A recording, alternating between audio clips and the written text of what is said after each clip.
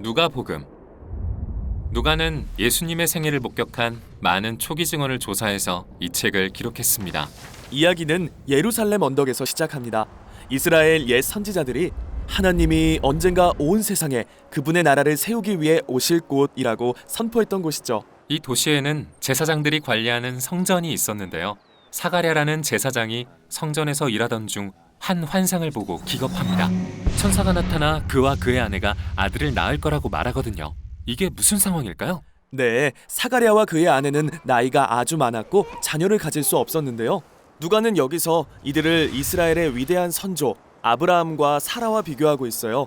그들도 나이가 많았고 아이를 갖지 못했거든요. 그러나 하나님은 이삭이라는 아들을 주셨고 그로써 이스라엘의 역사가 시작됐죠. 그래서 누가는 지금 하나님이 이 민족에게 다시 한번 그만큼 위대한 일을 행하실 것을 암시하고 있는 거예요.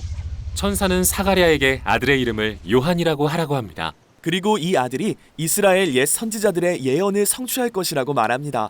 하나님이 예루살렘을 통치하러 오실 때 이스라엘이 그분을 맞도록 준비시킬 자가 날 거라는 예언이죠. 당시 예루살렘은 로마의 지배를 받고 있었죠. 네, 구체적으로는 헤롯이라는 로마의 꼭두각시 왕이 통치하고 있었죠. 그래서 유대인들의 가장 큰 바람은 자유롭게 자신들의 나라를 스스로 다스리는 것이었고요. 그러니 정말 충격이었겠어요. 모든 게 바뀔 것이고 하나님이 곧 오실 테니까요. 그런데 하나님이 어떻게 오시죠? 자, 그걸 알려주기 위해서 누가는 우리를 예루살렘에서 갈릴리라는 외딴 지역의 작은 언덕배기 동네로 데려갑니다.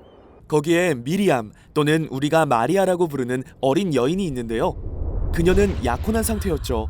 그런데 한 천사가 나타나 마리아에게 아들을 낳을 것이라고 말합니다. 그의 이름은 히브리어로 주가 구원하신다는 뜻의 예수라고 해야 하고 그는 다윗과 같은 왕이 되어 하나님의 백성을 영원히 다스릴 거라면서요.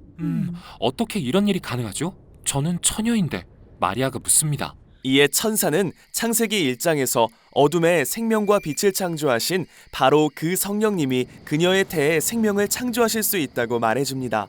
하나님이 메시아의 잉태와 탄생을 통해 자신을 인간과 결속시키려는 것이죠. 이렇게 해서 마리아는 시골의 이름 없는 소녀에서 미래 왕의 어머니가 되는 건가요? 맞아요. 실제로 마리아는 자신의 신분이 뒤바뀌는 건 앞으로 일어날 더 큰 격변을 가리킨다고 노래하죠. 그녀의 아들을 통해 하나님이 통치자들을 권좌에서 내리시고 가난하고 겸손한 자들을 높이실 것입니다. 그분은 온 세상의 질서를 거꾸로 뒤엎으실 것입니다. 그렇게 마리아는 정말 임신한 뒤 약혼자 요셉과 함께 베들레헴에 내려가야 했는데요. 로마 제국 전역에 새로운 세금에 관한 칙령이 내려 모든 사람이 자기 가문의 고향에서 호적을 등록해야 했거든요. 그런데 베들레헴에는 방문객이 너무 많아 묵을 방이 없었어요. 그래서 찾아낸 장소는 가축들이 자는 곳뿐이었죠. 그때 근처에 양떼를 지키던 목자들이 있었는데 한 천사가 나타납니다.